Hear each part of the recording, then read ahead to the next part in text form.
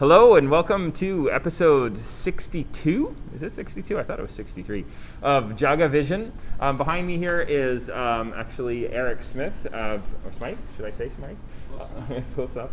Of Cloud Walker Tea. This is his third time joining us, but this time it's pretty exciting. We're going to be talking about tea clinic. So I'm Jared Nyberg. You can check out JagaSilk, JagaSilk.com. You're watching JagaVision right now. We post these podcasts every single week on Thursdays. They're live if you want to join us in the chat room. Today we're outside here in beautiful Nootka Court. So we should be joined, likely, by Sherri from Sister Speak. Hopefully you can hear me okay over there, and you can hear Erick. Erick, you want to try speaking there for a moment? Hi, everybody. Okay. Back. Awesome. I'm seeing that register over there on our screen. I think we're going to be okay. So, we're kind of actually pretty stoked. We have an announcement. We're going to work together for JagaSilk, we're transforming our Tea Academy into this project.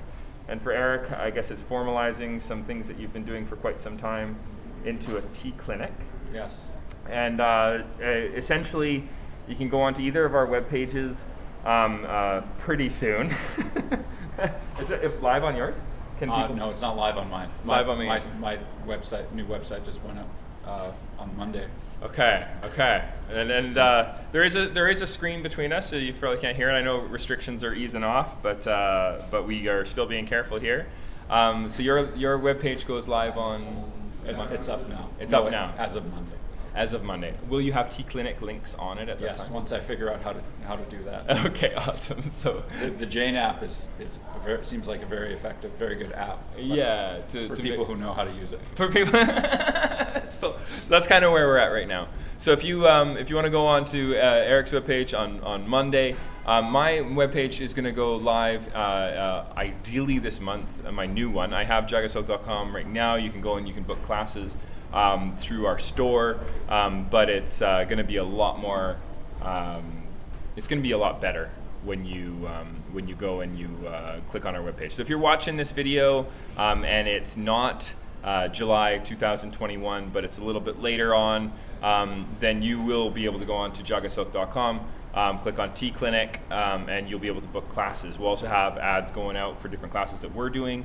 Some classes that we plan on teaching are going to be some introductory classes for those in food service for matcha preparation. JagaSilk is not training people in tea ceremony, as that's a multi-decade endeavor to learn, and it's a cultural experience I really recommend people check out. But what we do bring to the table is a matcha focus, a food service focus perspective.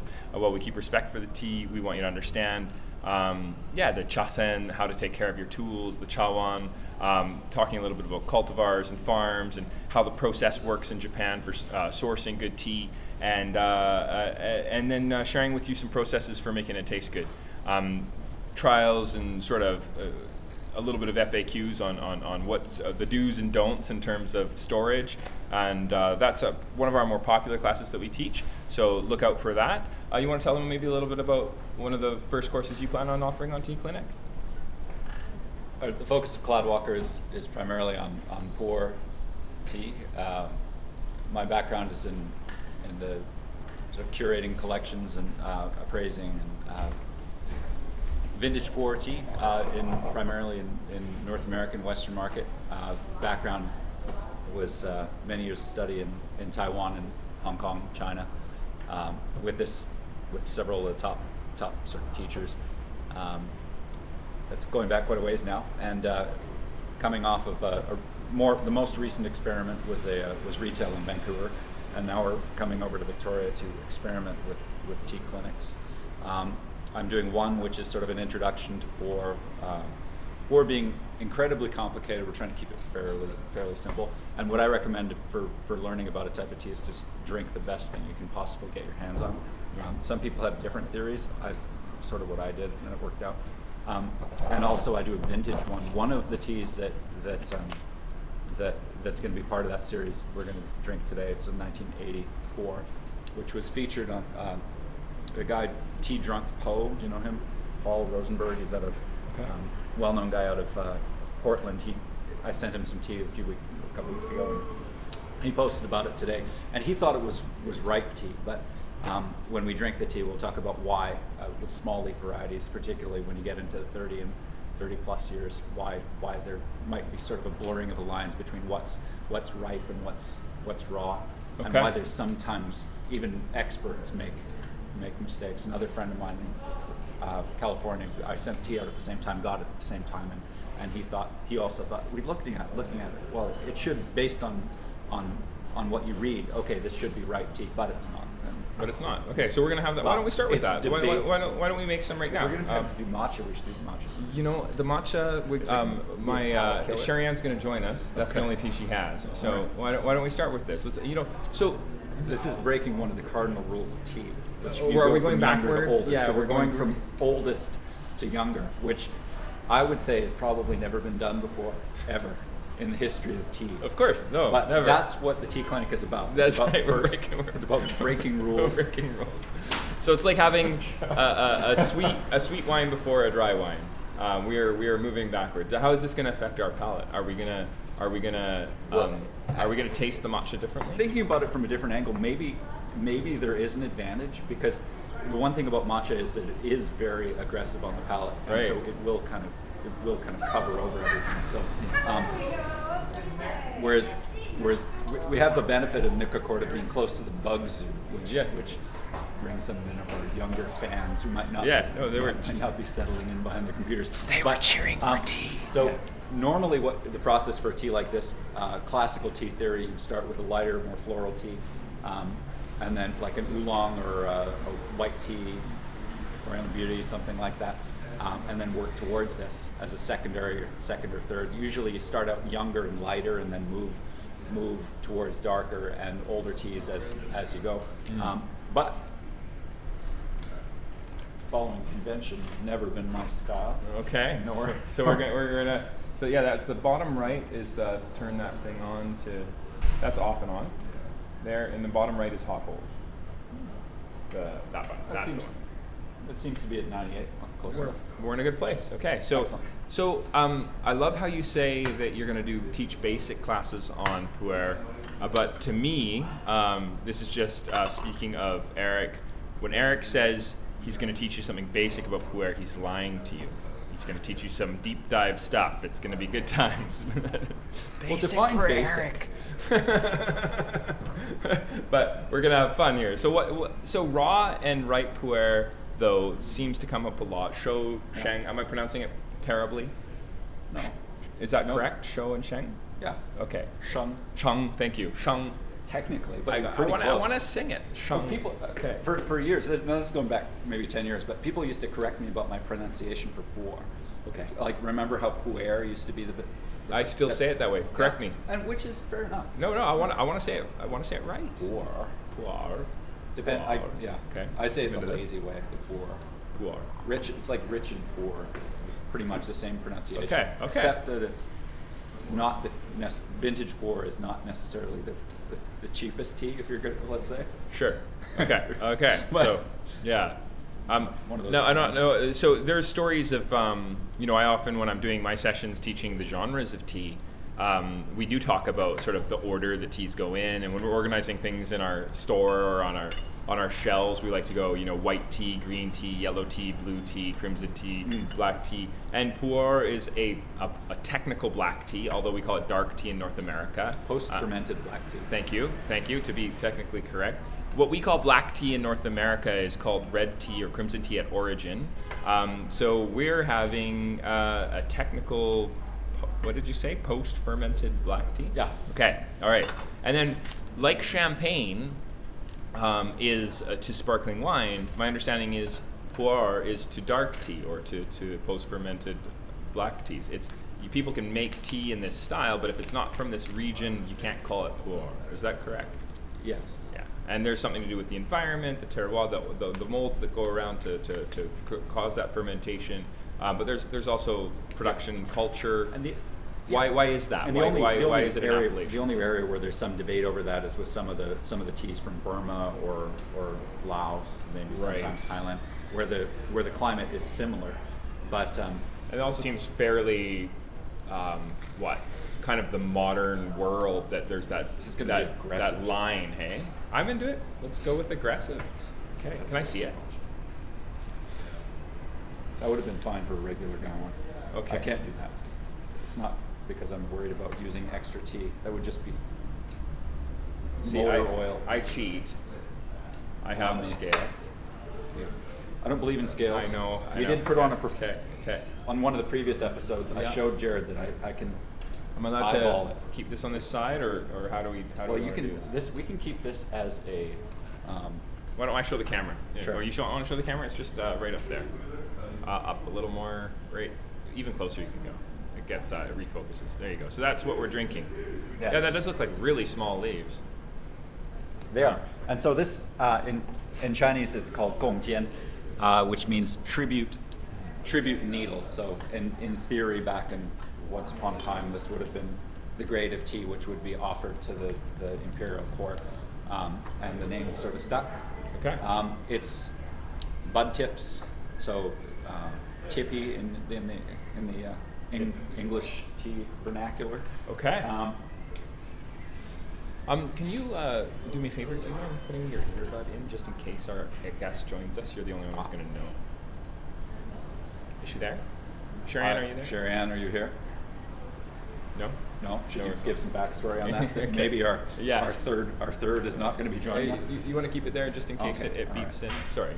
It's, essentially what's going on today is Sherri, who joins us weekly as our non-industry guest, to keep us on our toes with her questions about what all this means, is traveling right now.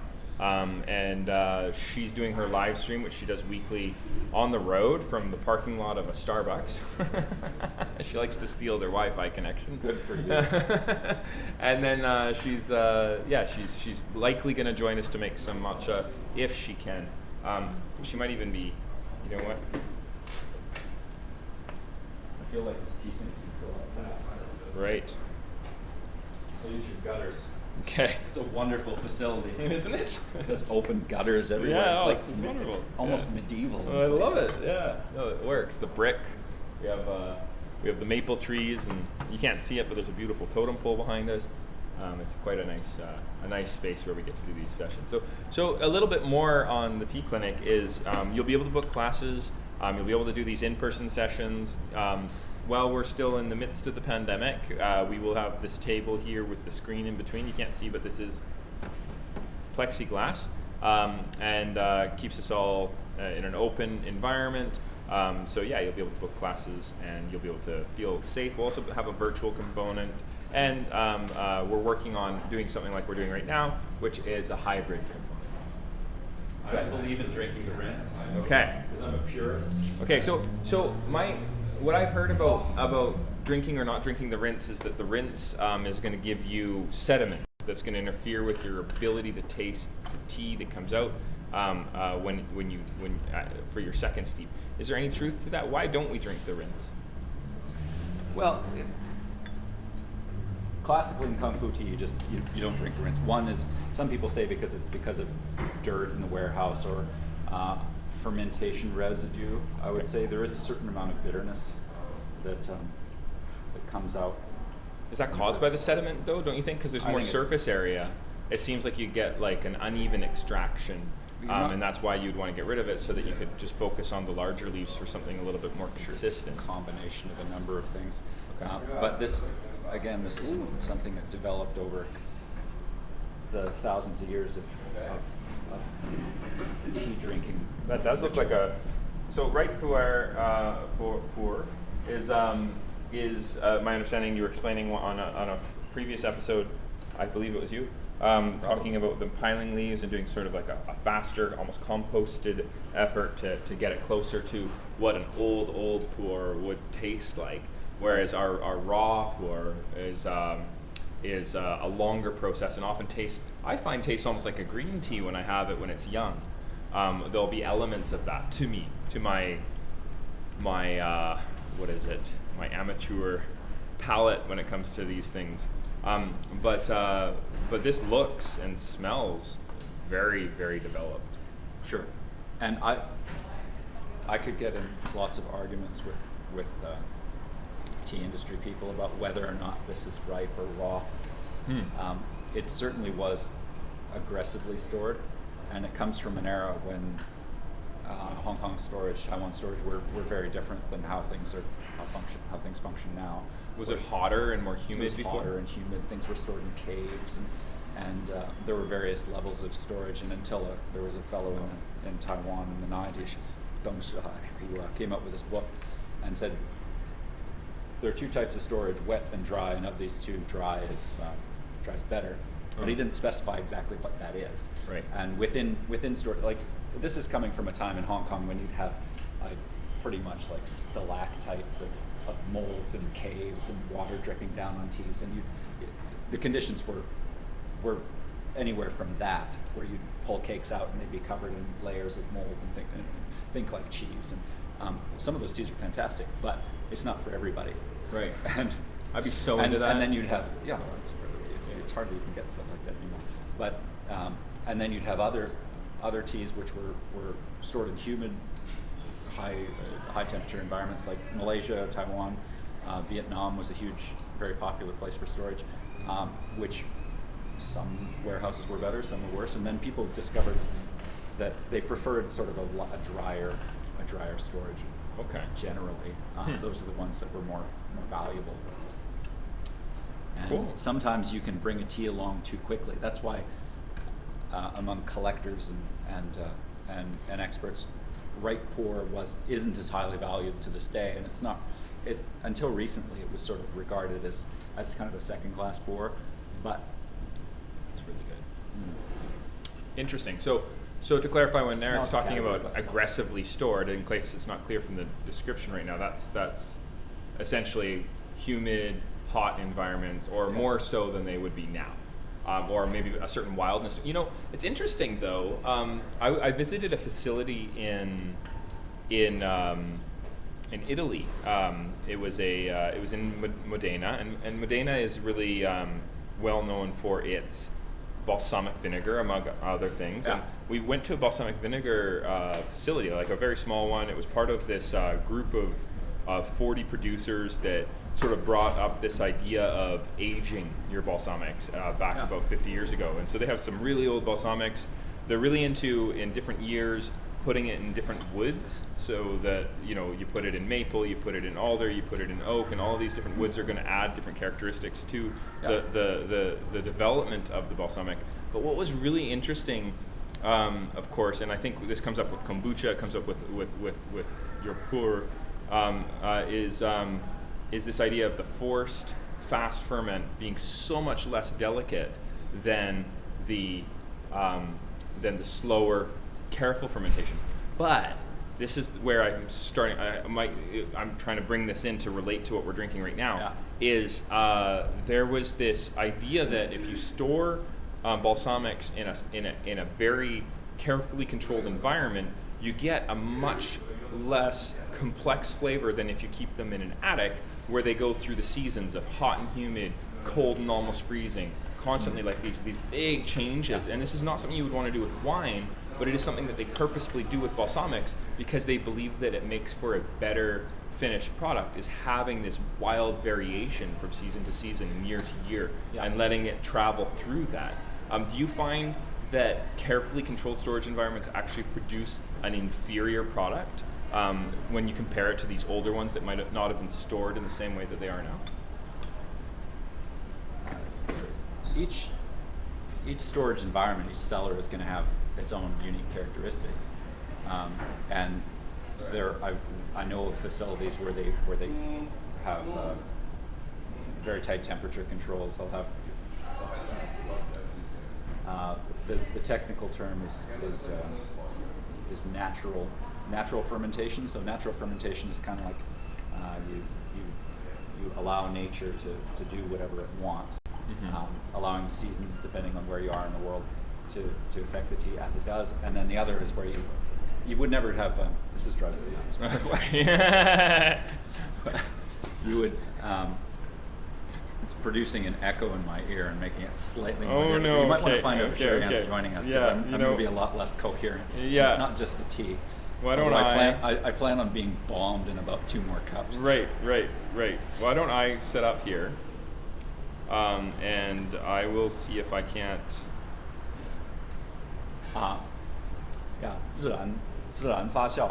So 自然发酵is the natural fermentation process. It's not quite like the lambic thing that they would do with beer, where they just throw open the windows and let things happen, but it's not really that much different than that. Opposite side of the equation is friends of mine in Taipei. They have a publishing house, and they're major collectors of boer tea, and they have the windows and the screens automatically controlled, and everything's computer controlled, and you would never use air conditioning. You want to keep boer tea storage. You want to keep it as far away from air conditioning as possible, but they would control the temperature, the humidity, kind of like a giant humidor. But again, I agree with you that you don't want just the same consistent, constant temperature, Right. because that'll produce sort of a very flat, boring result. You want having these dynamic changes in heat and cold, and even Taiwan, people think, well, it's subtropical, and yet it is, but it gets really cold in the winter at varying times, and there are seasons, although perhaps not in the way that they would be in. Because our kombucha, even when we keep it fairly stable for temperature, close to 20 degrees is kind of our ideal. We find that you get very different flavors in the summer and the winter, and I think it has something to do with humidity, but I think also, I don't know. I guess it must mostly be temperature. Actually, no matter what we do, it gets a little bit warmer, even with the air conditioning going. But I wonder if it would be different if we didn't use air conditioning. I wonder if there would be a way to control that environment a little bit differently. But this tea wouldn't have gone through a process with like like basically composting of the leaves, which is one of the processes of making show tea, which is not considered to be overly popular, and it's considered sort of a dirtier way. Now, because of the values of boer tea having increased tremendously, there's a lot more of a scientific approach to things. You have actually one of the better producers of the main tea factories will have biochemists running their program now, whereas previously it was just sort of like, what direction does the wind go? Good day. So what's better? For it? Like, are you? Let's roll the dice on it. I end up gravitating towards the biochemistry perspective, but I feel like I'm selling myself short sometimes with the amount of complexity that might be possible if I did the experienced 50-year palate approach to just seeing where's the wind going, because that approach is going to say, yeah, I've had teas that I did this 30 years ago too that taste great now, and I almost feel like it's impossible to really prove that the stuff we're doing now is the right stuff, because really we're only going to know when you and I are like in our 80s, if it's I plan on living forever myself. Right. Well, just keep drinking tea. In bread, they actually, like sourdoughs, for example, they actually have a purposeful fermentation curve where they will say, bring it down to this temperature so that it's slower, then bring it up and then up again. And it reminds me of Finnish firing tea too, where there's like, you have this temperature you bring it to that you let it coast at for a bit before you bring it up a little bit more. Sure. I wonder if there could be like a storage curve for pu'er to bring out complexity of flavor. Would be quite interesting. I'm sure there's been research on it. Yeah. I'm not familiar with all of it, but one interesting thing that you find is that in different storage, different people's cellars, if you want to call it that, will have very distinct characteristics, and so sometimes you'll get become partial to one individual collector's the taste of those warehouses, and often they'll separate. That's one reason they separate teas according to deck. I used to work for the Emperor of Tea in Hong Kong. That was his official title. Wow. And they controlled something like 70% of the world's supply of boer tea at that time, which is a lot. Yeah. and he would separate teas he had like these block-long warehouses, and he'd separate it by decade. Wow. And so if you separate it, you don't want to mix ripe tea and raw tea together, and you want teas to sort of be in the same same age range, storing them together, and I do that in a very miniature. Do you way get at home. dedusted when you go between floors? Is that they don't? You know, when I go into a matcha facility in Japan, No hazmat. they get you in full on decked out suits, and you stand, and they actually like blow the dust off of you and all that stuff, and then they let you into the main room. Isn't that crazy? It's pretty wild. And one facility was super ISO certified, and they actually had white floors. White floors. I believe it. Yeah, and then at the end of every day, they polish them down, you know. Yeah.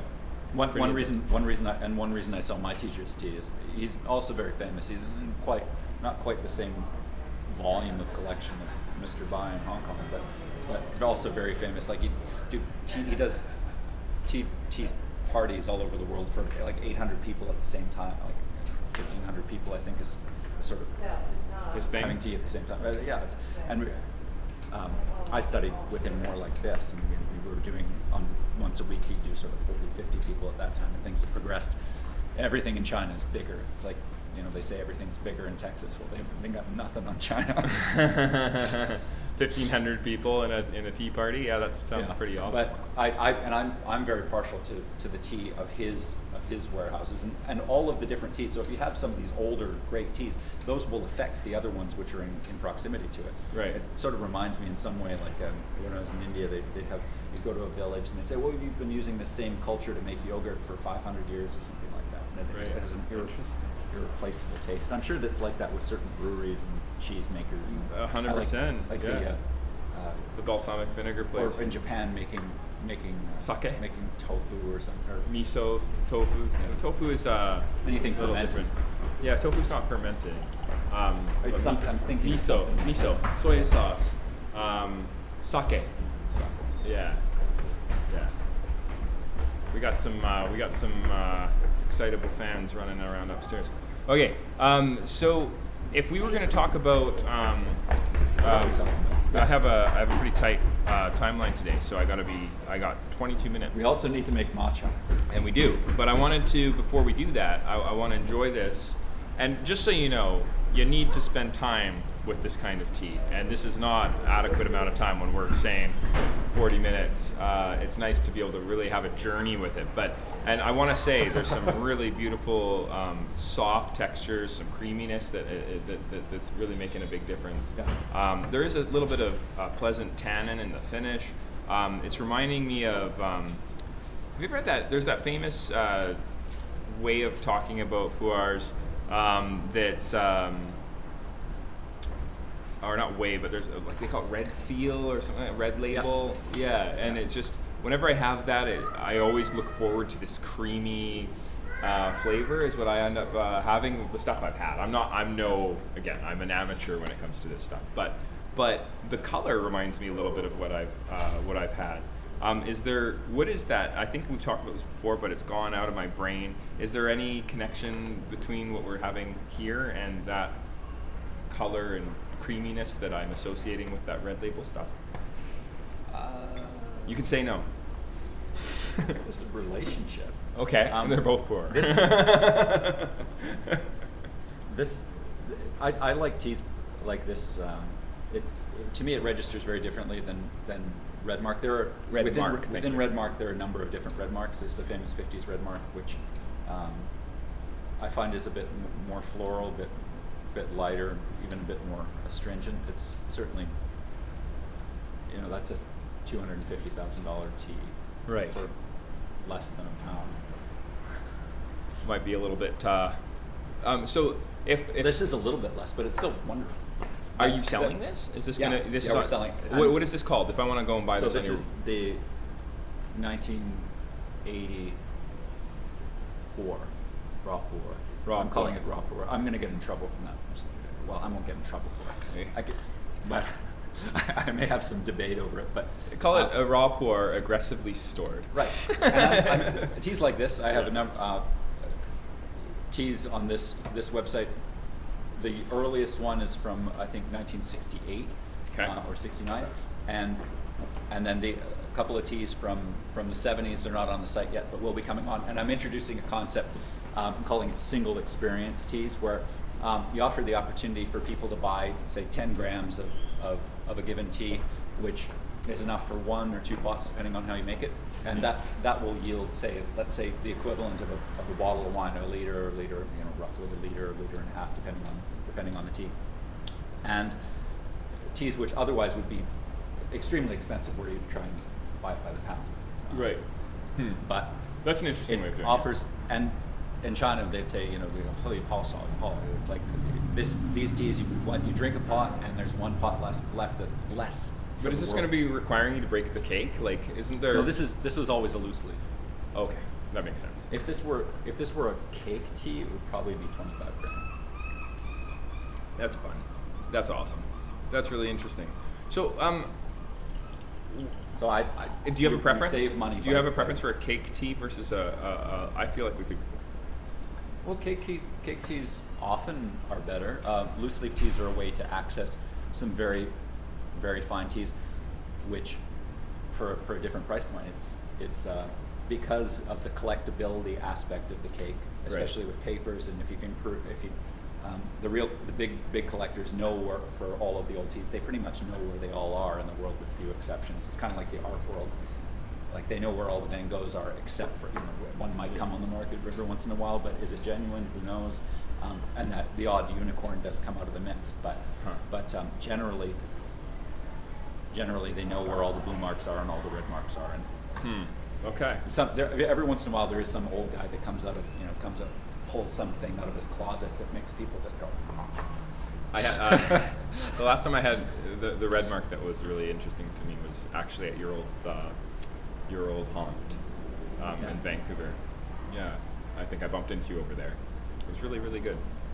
It was, I think, one of the first times I met you. The last time I had red mark was at that shop. We had the polyculture gallery up the road, and the guy that was running it, he moved over to House Street, but he had a tea house in there for like the high roller teas, shall we say. And he'd bring, every once in a while, he'd get tired of entertaining people at the gallery, and so he'd come down and bring his friends and take over our shop. But the good thing about it, which was kind of pretty cheeky, but some of us in the tea world are kind of cheeky. I don't know any cheeky yet. No, there's the monastic set, and then there's the wild man set. And for better or worse, I was trained by all the wild men. That's awesome. Some of them are polite, but I try to be.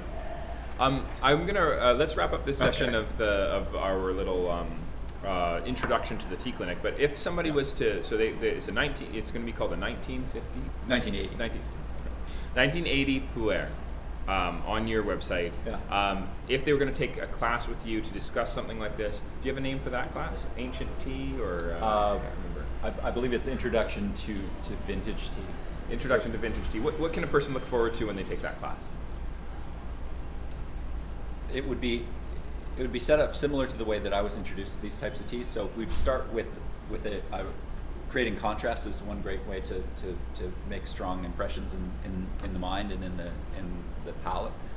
So it'd start out with a younger, probably puer or possibly oolong, but start out with a younger floral tea, and then go into either a tea like this, or there's a 1982 that maybe we can try another time.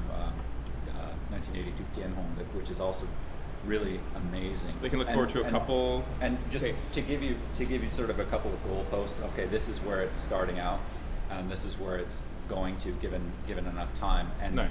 For me, that creates a really dramatic when you create that. I love that kind of thing. So it's like a flight. How does this go from here to here? Interesting. Okay, cool. It's like giving you a cup of like. Yeah, we like to do that with our matcha, where we talk about different farms. Stuff that's meant for usucha versus koicha. Stuff that's meant for. So actually, what I'm going to make you is and that's. And I'm lit up like a Christmas tree now. Yeah, I'm amazed I can form sentences. Yeah, we're gonna. Paul in Oregon his review of the tea was like, it's like a. The floor of a Japanese temple. Wood floor. Only in puer is this a positive. Hey, tastes like the floor of a temple. These teas should, for those of us who, let's say, were initiated into this process. Yeah. These teas should put you on the floor. That's awesome. Yeah. And if you're meditating with them, if you talk, sometimes you'll miss it. But they have a wonderful sort of mild euphoria. They've been proven. Chinese research, they affect the frequency of the brain. Essentially, you're going from alpha to beta to alpha and to lower brain frequencies. I feel like we're gonna get, what we're about to do now is the equivalent to getting a brain freeze. We're gonna go from this rich, kind of earthy, rooting, sort of very foundational tea, and we're gonna fly now. We're gonna go with like the youngest of the young. This is like, it's kind of like Tai Chi in a way, though, right? Tai Chi and Kung Fu. We're gonna end in the same place. Because you've done martial arts and a little bit, yeah. But Tai Chi, you practice. This is the counterintuitive thing. Yeah, you practice doing things really slowly, so that then you're able to move really fast when you want to. Right. Kung Fu, Okay. So this is small. where we're at. So what I'm gonna make for you, and I have to say thank you. This has been a journey, and it's quite a lovely tea. If you haven't already gone to Erick's webpage, which is impossible because it goes live on Monday, you need to. It went live Monday. Oh, okay. So you need to go now. So cloudwalkertea.com, 1980. Join the revolution. Yeah, join the revolution. Okay, so this is a tea that you can't get on my webpage. This is I have a sneaky element to this. So this is a Yume Wakaba. So it's a cultivar that I'd never had before, and it was sourced for us by one of our older relationships. So Mr. Fujioka is a farmer that we met through introduction, and I visited his farm a few times with my wife, and we said, hey, we want to buy your tea for wholesale. He said, I'm sorry, I don't do wholesale. And he made us tea, and we had a great talk, and we learned a lot. We went home, and then we'd call him the next year. We really want to buy your tea. It's amazing. He's like, I'm sorry, I don't do wholesale. And then, when we were trying to keep in touch, he didn't do anything but fax, so we had to fax back and forth. And then the third year, we're like, look, we're not going to buy a lot. I don't know what you're thinking with wholesale, but it's not like we're buying hundreds of kilograms. We're talking like 2 kilograms, 10 kilograms max. He's like, oh, okay, sure. And so that was great. He's like a medium, actually he's a very small producer in the scheme of things. And JagaSilk is his only wholesale customer. The rest of the teas that he produces, he sells on street side, department stores like Takashimaya in Japan, and then he sells about 3/4 of his production to the local co-op, who then, how Japan normally works is that the farmers sell to a co-op, the co-op sells to a tea company, and the tea company is going to then take that product, they're going to blend it for consistency, they're going to put it through a sorting machine, they're going to make a perfect sort of consistent flavor, they're going to toast it lightly, and they're going to give it a poetic name. And when you have a matcha, that's what you're drinking. What we're doing is we're skipping the co-op and the tea company, and we get to focus on the cultivar. So in wine, there was a big fascination for a long time with being dependent on origin. So if it wasn't a Burgundy, if it wasn't a Bordeaux, if it wasn't a Champagne, it wasn't a real wine. And I think that the movement in the Napa Valley actually encouraged a more of a conversation around cultivars. So Pinot Noir and Merlot and Cabernet Sauvignon and all these things, it started to be a conversation. And I would really like to see that happen with tea. I think it would be very interesting to talk more about cultivars and to talk more about varieties.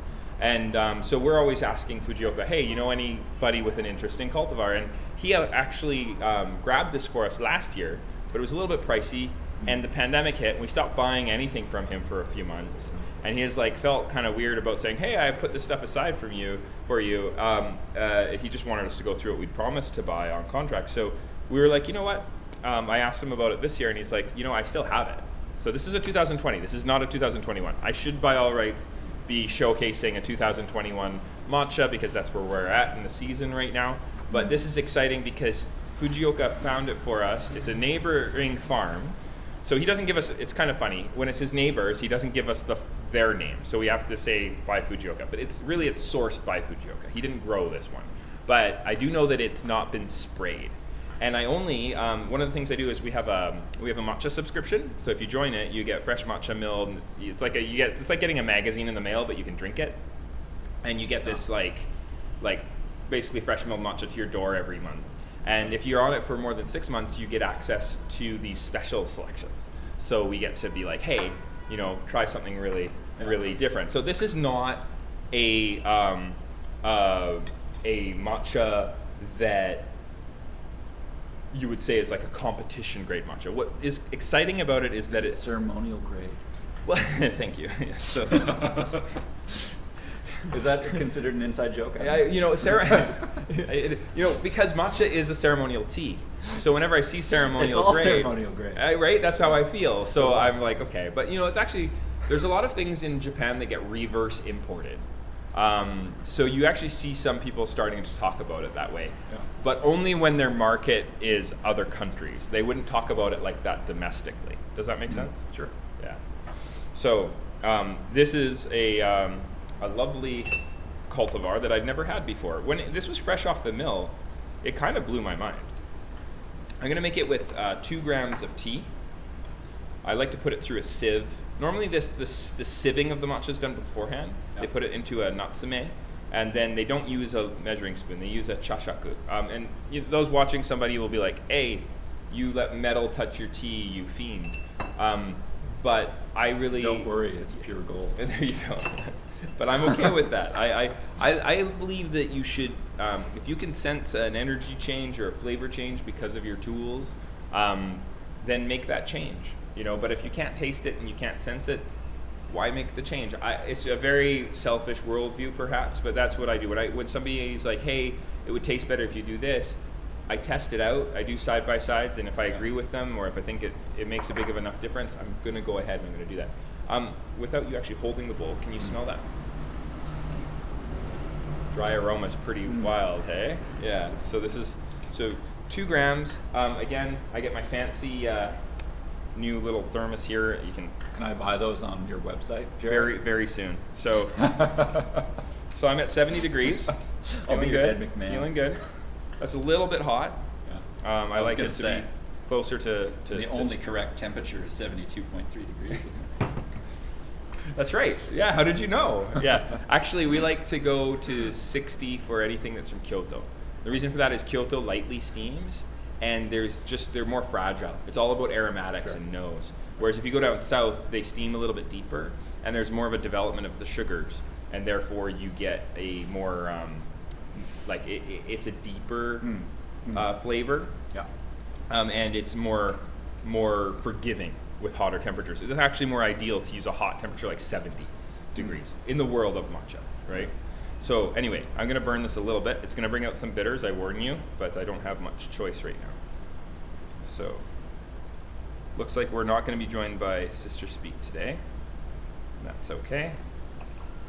She's on the road, and you never know, right? Sometimes you have a spotty internet connection, and sometimes you have a strong one. So yes. She was gonna brew this in the passenger seat of the car, but yeah, I should probably get that out of the way. So, Yume Wakaba, sourced by Fujioka.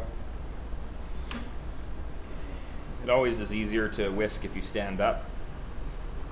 I like to whisk by doing about 3 seconds of agitation to gather everything in, 5 seconds of agitation to sort of aerate, and roughly 7 seconds of agitation to integrate the froth.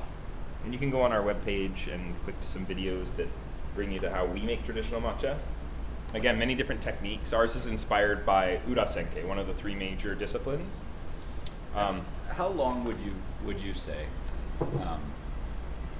it would take for me? Because I know nothing about matcha. I studied a little bit a long time ago, but to become proficient, let's say I'm a bartender who wants to branch out and learn to make. Doesn't have to be the best, but just competently make matcha. It's an interesting question. When you drink it, encouragement is 3 savored gulps, not meant to be sipped like a tea. Matcha's meant to be a full. So you don't slurp it. You do a gulp, yeah. And it's like craft beer. This is quite. Yeah, it's like good. a vice. Putting your head in a vice is good. It's good. Okay. Well, and a strong young pour will do that same thing if you brew it. It'll, I think I had enough there to you drank something. Enjoy one with you. So I think I'm going to do that. So to become proficient. So one of the classes that we do is an introduction. I think like making good tea.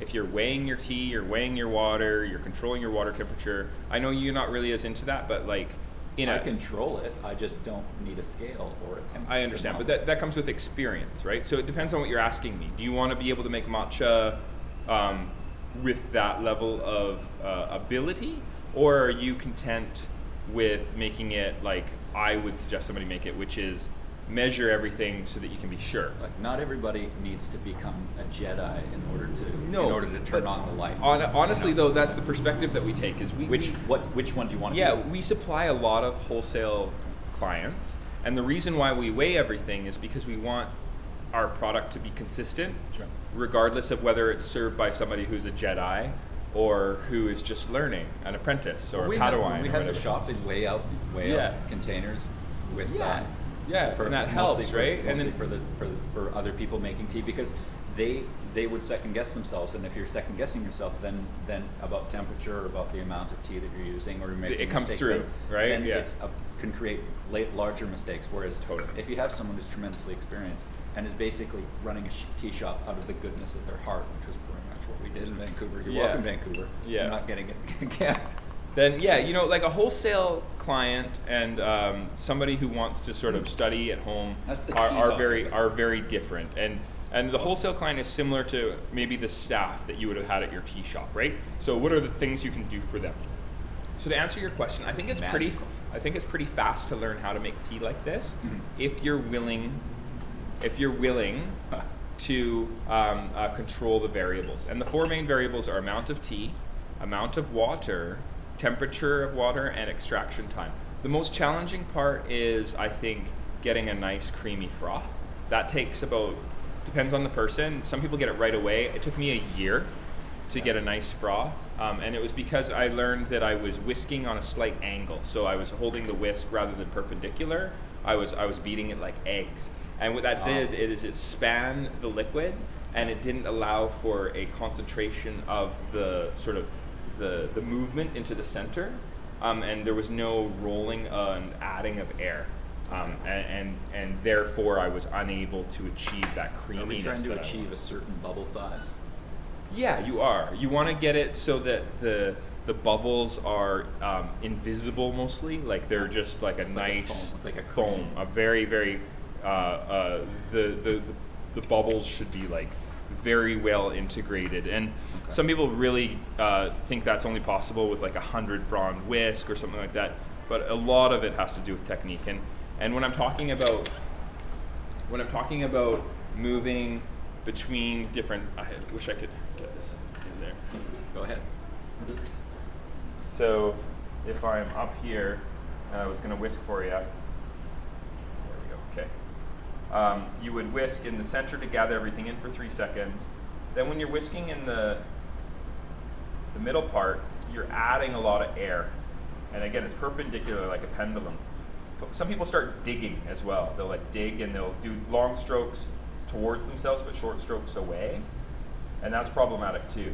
And then you get this nice bubbly froth after that. And then the last part is a good long 7 seconds of slowly, lazily slowing down. And then you get that nice frothy texture where the even little dimples like that aren't as ideal as when you can make it super. And I noticed the shape of our. I used to have a tea bowl similar to this shape.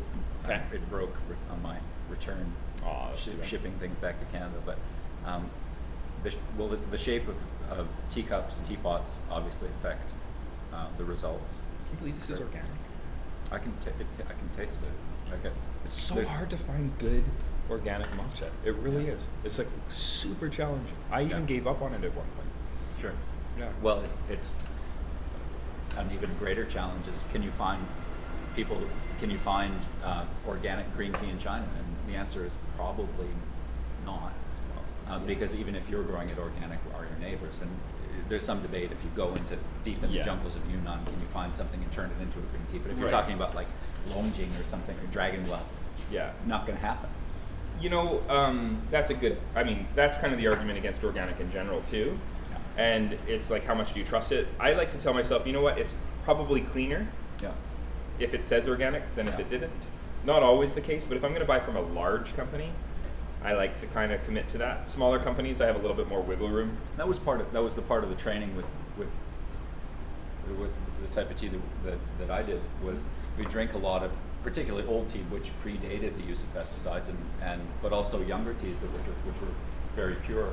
And you develop a sensitivity to. And at the time, I was a good boy, eating only organic food, and I was vegetarian, all these other things. Okay. But now, if I have any pesticide on the tea, it tickles my throat. It's on like a sandpapery kind of effect there. And, Okay.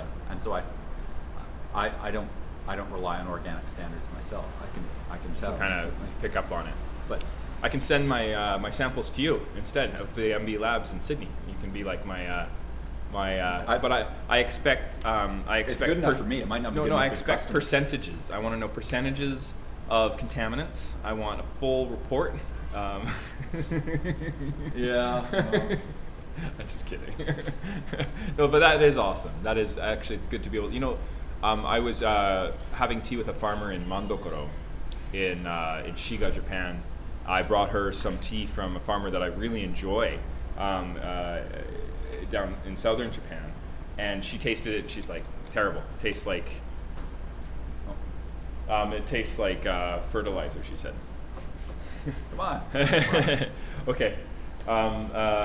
We're nearing the end of our show here. So the Bug Zoo has had some escaped. What do they got in there? What's tarantulas? That's right. That's right. We have to clear out of here. So if you take did I answer your question? So you asked the question about how long would it take you. It depends on what you're looking for. Foundational classes, I think you can go into it with then the theory that allows you to practice.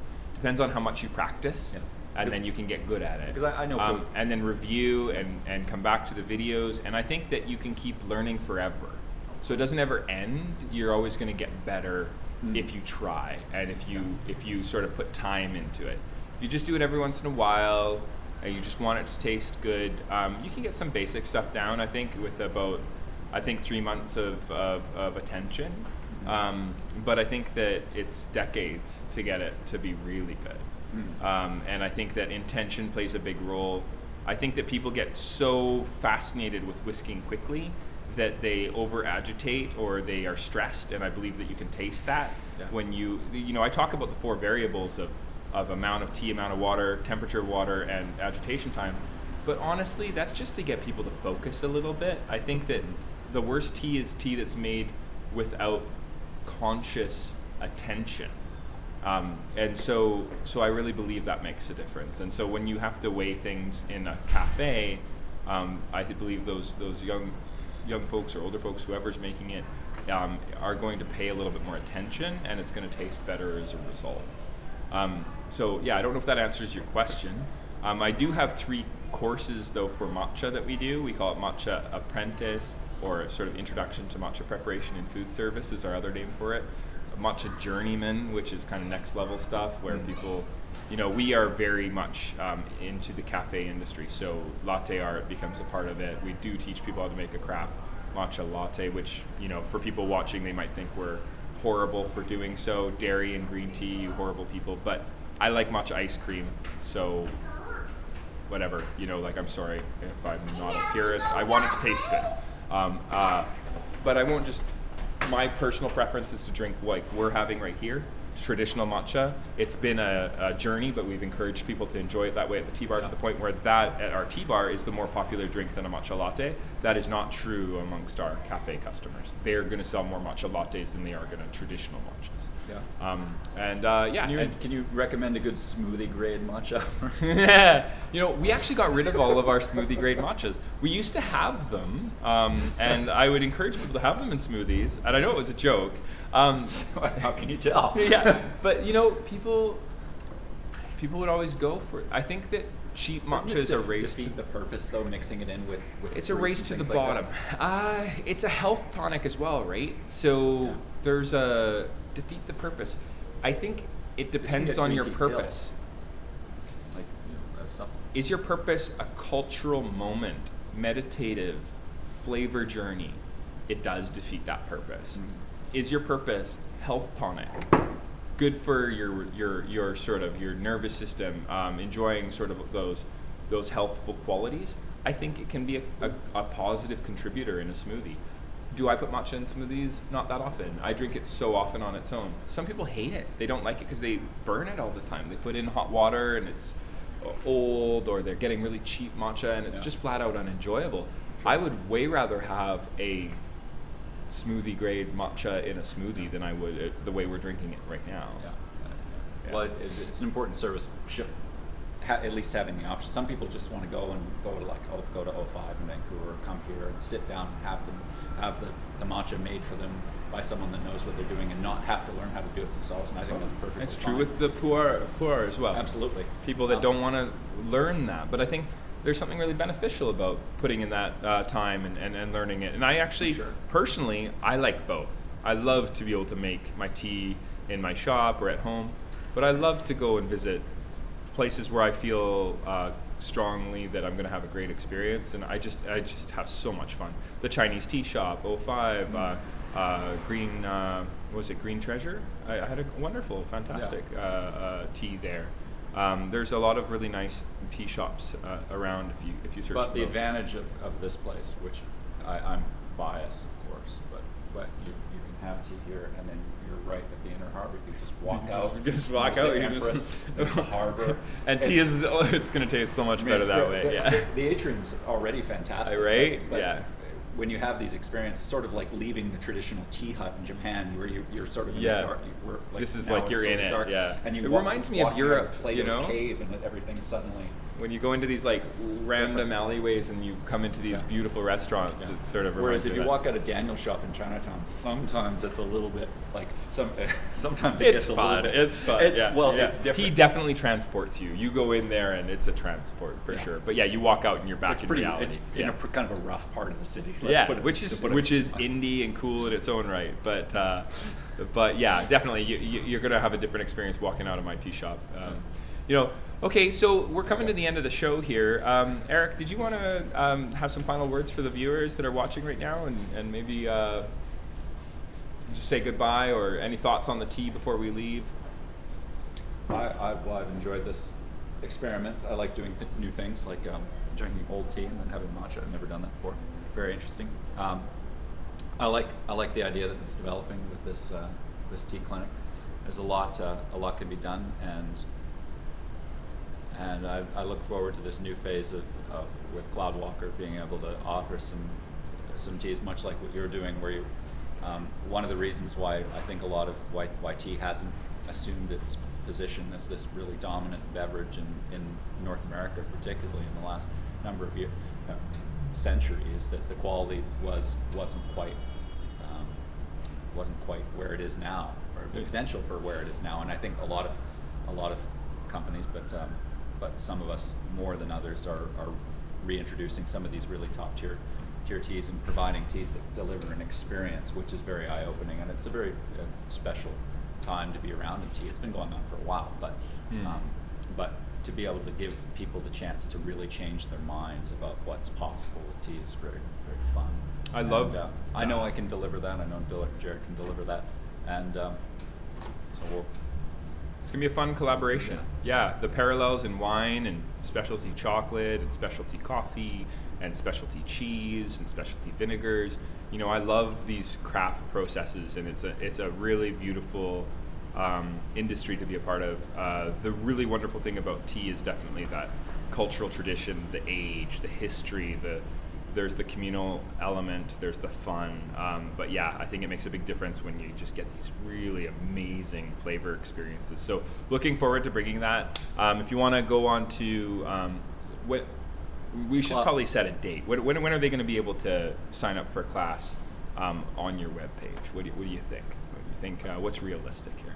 Through the webpage, I'm sure a week I can get it up on. Yeah, a week? Okay, all right. So this is going to be our goal for you viewers. The Jane site is up, technically. It is up. Oh, it's up. We just need to link to it. Tea Clinic. I just don't know how to set up the classes yet. We're learning. We're both willing to learn how to use this kind of newfangled technology.